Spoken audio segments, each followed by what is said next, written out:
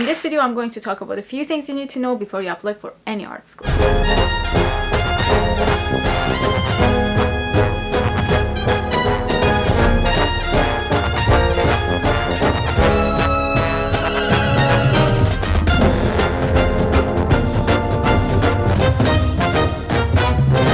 Hello and welcome back to my channel. Today I am empowered, I'm inspired, and I'm motivated to make this video. I'm Tara Vahab. I'm an artist, and on this channel, I share content relating to living a successful and healthy creative lifestyle. That includes how to improve your mental, emotional, and physical health, art career management, as well as tutorials and sometimes reviews. And my ultimate goal is to create meaningfully and also help to empower individuals like you to also create. Recently, people have been reaching out to me to get advice and consultation on applying for art schools. So I decided to make a video and share my knowledge as someone who holds an art degree and also has a teaching experience at university. So you might be in the last years of your high school and you're good at art and you're wondering maybe you should apply for a BFA program, or you might be in your last years of your BFA program and you're thinking maybe you should consider applying for an MFA program, or you already have a degree in a different field of study, but you have recently discovered your passion for arts, and now you are wondering maybe you should consider applying for an art program. Before you apply for any art school, I think you need to answer this very important question. Why? Ask yourself, why do I want to get an art degree? You might answer, I like making art. I want to learn more about art and art history. I want to become a professional artist and I want to make works of art and being able to sell those works. Or I'm already good at art, but I want to improve my art skills. Now, all of these answers are valid. However, none of them require you to have an art degree. That's right. You do not need to have a BFA or an MFA in order to be a professional artist and sell your artworks. Even if that gallery that you approached to told you that you do need to have a degree before they can represent you or your works. In today's world and how fast everything is evolving, you can pretty much learn everything about art by watching tutorials on YouTube and then implement it back into YouTube and make a living. And by the way, if you're interested in that subject, make sure to subscribe to my channel as I'm going to make and share more content relating to this subject. What would you need to have an art degree for then? My answer is you do need to have an art degree if you want to teach at university, and particularly if you want to become an art professor. As I told you at the beginning of this video, I teach at university. But again, having a degree from a college or university does not guarantee you a teaching position in an academic environment. Nowadays, the number of graduates holding a higher educational degree, such as master's and PhD, has increased, not only in arts, but in all fields of study. However, there are not that many professors who would quit their job, or they don't get fired easily, and there are not that many new positions added into universities or college programs. And so there are not that many positions that need to get filled. And if there are any, it is highly competitive. So if you can learn everything you need about art online almost for free, but you know you want to teach at university, and you also know that after spending thousands of dollars, there are still not any guaranteed positions for you, you might ask, what is the art degree good for? I'm going to divide this video into 3 parts. In the first part, I will be talking about the pros and cons of getting an art degree. In the second part, I will be talking about the why, which stands for what do you need to consider for getting into a right school. And in the third part, I will be giving you my own personal recommendations. Okay, so let's do a pros and cons table for getting an art degree. Let's do the pros first. Number 1. You have an academic degree. Now, even though an art degree does not make you a professional artist or does not secure a teaching position at any school, because even if you want to teach art at a high school, you still need to have an education degree in addition to your art degree. However, having an art degree still holds its value as an academic degree and can provide you with transferable skills that you can use it for applying at other jobs. Skills such as problem solving. Also, if you want to continue your higher education in other fields of study, having this degree can be an asset. Number 2, it helps with learning how to research and study. Depending to which art school you go to, you may learn different aspects of creating and creation. I went to the University of Calgary and I believe I learned how to do research effectively, not only for my art but any other subject I was interested in. Because art and creativity are this limitless subject, and being able to gather information from such a broad subject and building upon to it is very important. Number 3, it develops leadership skills. And most artists spend a lot of time working independently, often in isolation. And they are perhaps the only professionals whose job is to think about their feelings and analyze their emotions and then use their findings to create and produce a body of artworks. They are the leaders of their own work. During my years of university, I became more aware of the fact that practicing art regularly helps with increasing self-awareness and emotional intelligence. Essentially, how you manage yourself and how you relate to others. Now, there are 3 main components to emotional intelligence. Those are empathy, leadership, and creativity. Now, most artists and entrepreneurs over time develop all 3 components really well. So while I was at university, I was able to develop my confidence to take part in events that could help me to improve my leadership skills by taking roles such as coordinating and curating group art exhibitions. Now, this experience by itself helped me to take on my next level of leadership roles by founding and operating a nonprofit organization right after graduating from school, and now also being an entrepreneur. Number 4, studio space. You get to experience a distraction-free studio space, or at least a collaborative space. Now, why studio space is important? Well, unless your art is completely digital or you are a writer who only needs a laptop, you may always run into studio space issues. Meaning you either don't have enough of it, or you cannot afford having a larger one, or the space that you use as a studio is filled with distractions. Now, I might get my inspiration from outside of studio, but my definition of the studio is the space that I use as my office, as my lab, as the place that I do my study. I also view it as the place that is like a storage room where I store art materials and artworks. It is also the place that the design, execution, production, and post-production happens. I also sometimes use the space for my dynamic meditation. Now, getting an art degree allows you to experience having this kind of space and all the specific facilities you need for your art practice, even if the roof is leaking once in a while. Number 5, community or network. Again, depending on the art school that you go to, your art degree can provide you with meaningful networking opportunities within the art industry for years beyond you receiving your degree, and also include you in healthy and supportive communities. As they say, connections are the new currency, and having the right connections for the type of art you make is very important. Number 6, professional development. Although getting a degree in any field of study can help you with self-discipline and professional development, however, again, depending to which art school you go, you might come across some exciting professional opportunities. For example, the highlight of my art journey was receiving a scholarship as a residency to study and exhibit at the Hermitage Museum in St. Petersburg, Russia. Now, could I have the same opportunity if I was not in the art school but I was practicing my art seriously and professionally?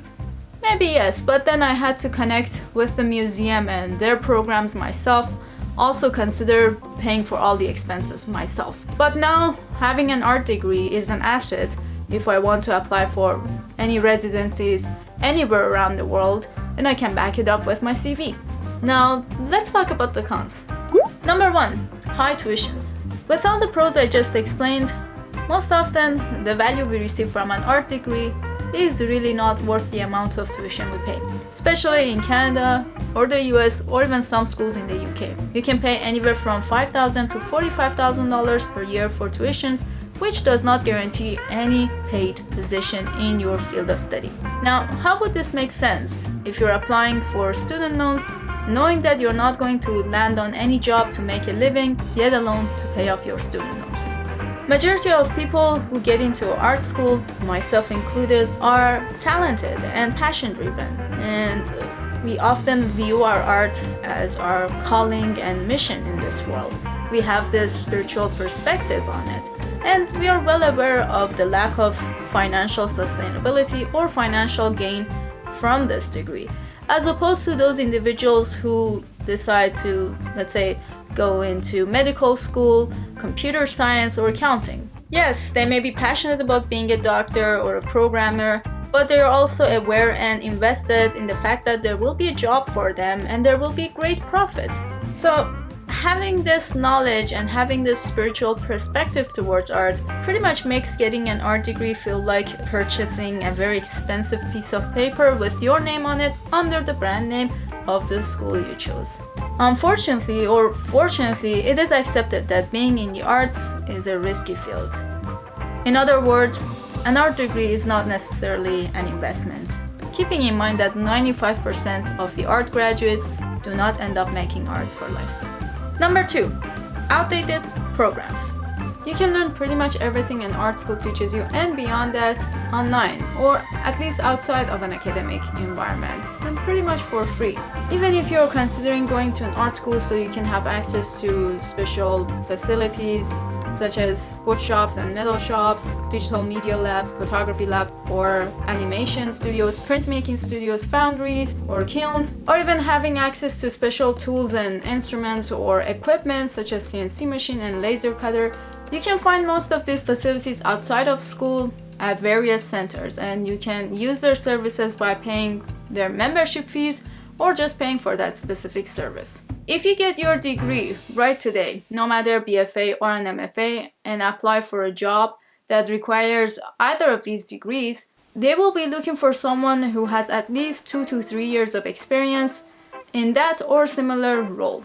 Now, how are you supposed to gain experience if the school that you went to and studied hard for days and long nights for a few years and you spent thousands of dollars did not prepare you for any of these even entry positions? If the programs were updated, it would be in line and well connected to its industry needs through various internship, mentorship, or partnership programs. But after you receive your degree, you might have to spend some extra time, money, and energy to update yourself independently, and do not be surprised if you find out a self-taught independent artist is in a much better place.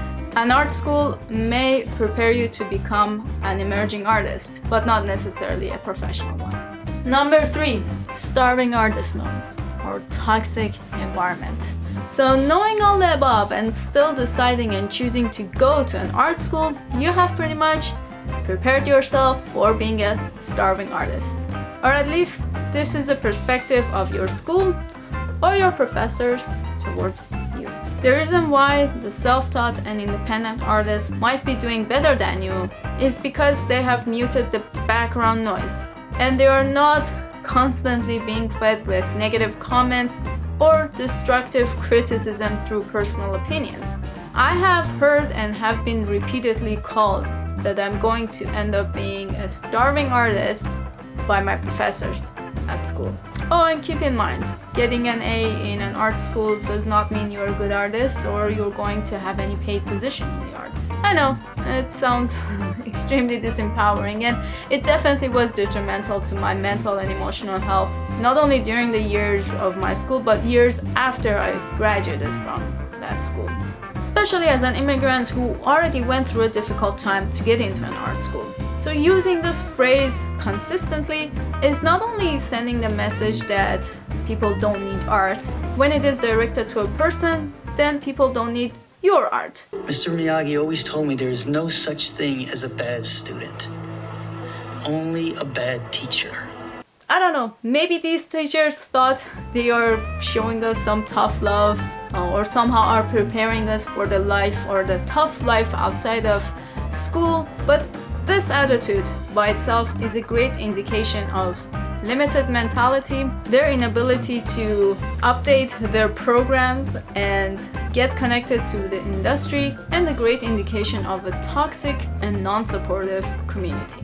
Knowing the knowledge I have today, I would have told my professors that it is very disrespectful that he or she is telling me I will end up being a starving artist. I will probably make a separate video about my journey as a starving artist. But the fact that me and other art students chose to come to an art school is the reason why these professors still have a job today.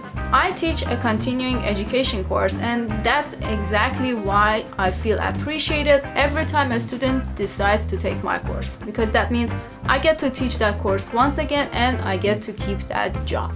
Number 4, confusing industry. Confusing industry. Confusing industry. As long as the audience likes it. With the way contemporary art has been evolving and the further integration of fine and visual arts into theater and film industry and artificial intelligence, more and more we come across the idea that art can be anything. You can literally stand silent in your corner or take any action and call it art. As long as you have an idea or have enough reasons to write an entire thesis or a book about it, or not.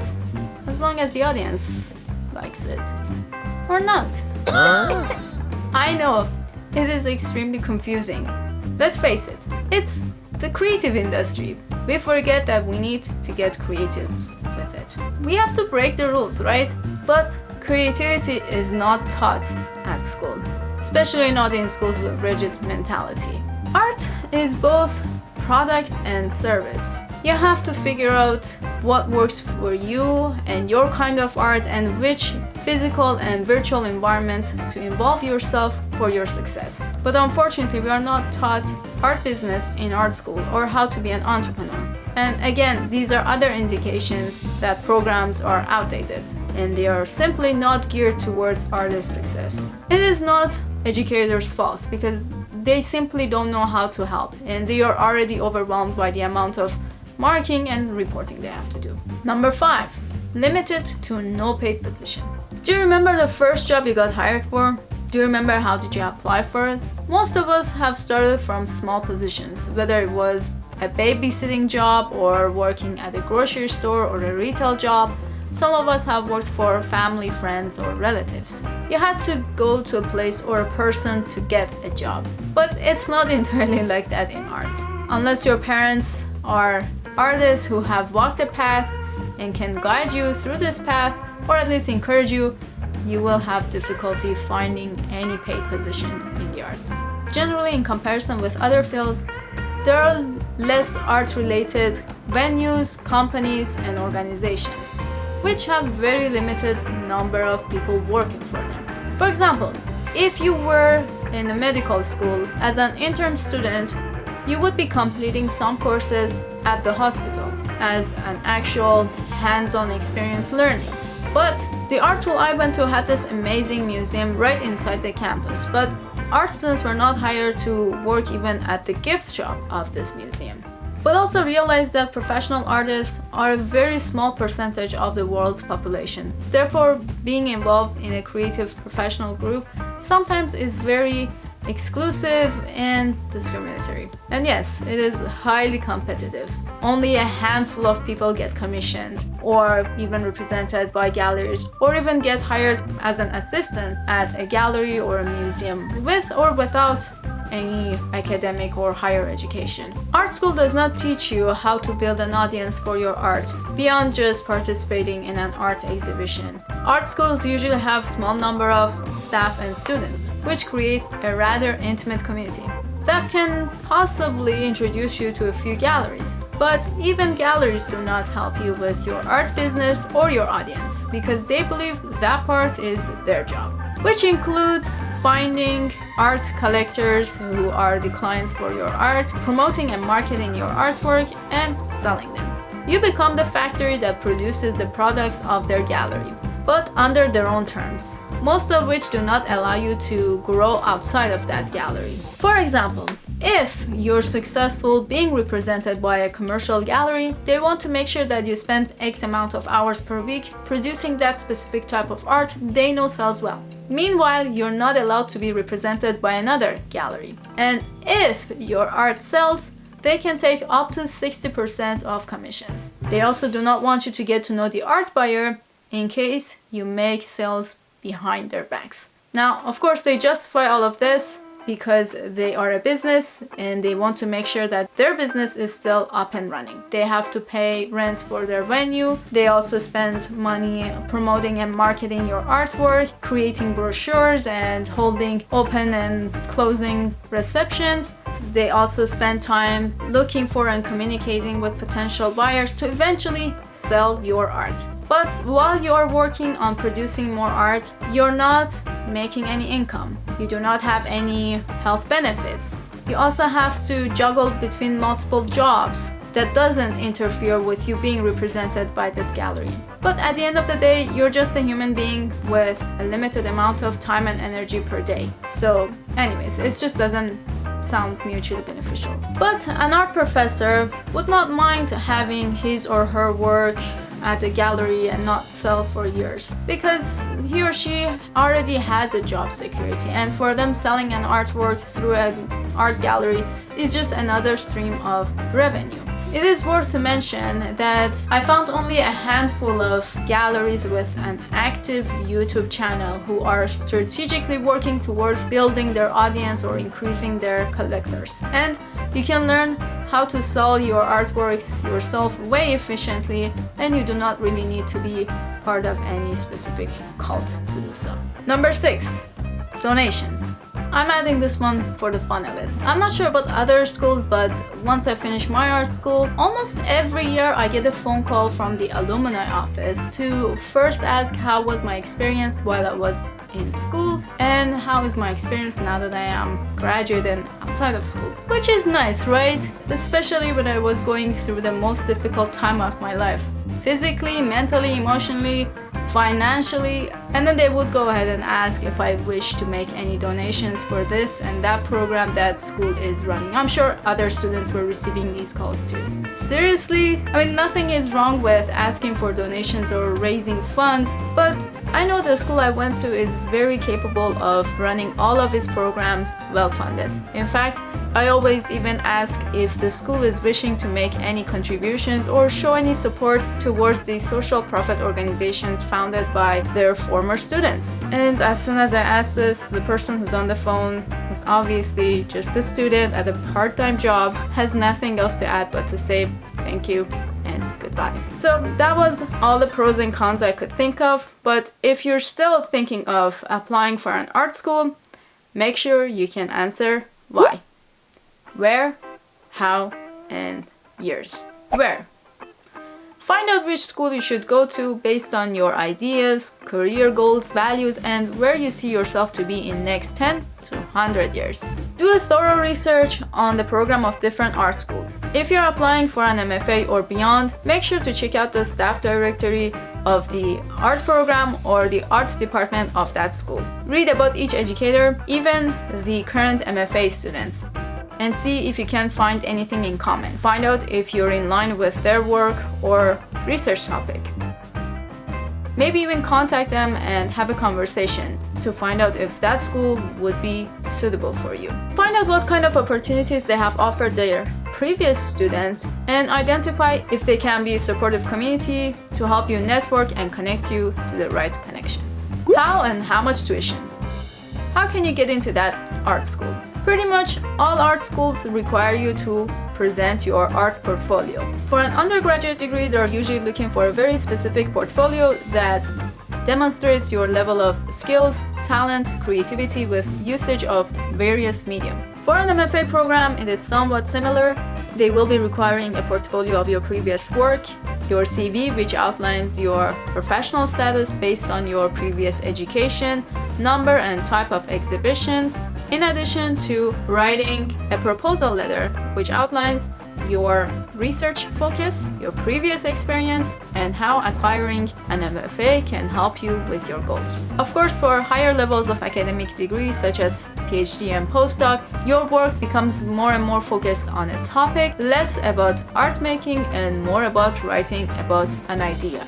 Make sure to give yourself at least a year to make a decision and prepare all submission materials, especially if you're applying for a school in a different country. So for each art school, you have to find out what they offer in their program that is in line with what you want to learn and you can benefit from. Some of the things that you may want to look into are the kinds of facilities that they have, such as photography labs, wood shops, printmaking studios, kinds of equipments you cannot find easily outside of school, and the kind of studio spaces they can offer you. Also find out how much is the tuition. Do they offer any scholarships that you can apply for? And if the school that you're applying for requires you to travel to a different city or country and you're applying for student loans, make sure that you can still afford going to this school.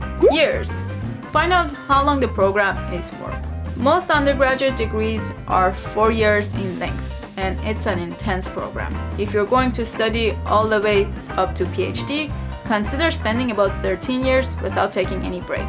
When you're choosing your school, make sure you choose the one that offers the program with the most suitable facilities, courses, supportive community, networking opportunities within the least amount of time. Because you can always take your time and complete a shorter program in a longer time, but not the other way around.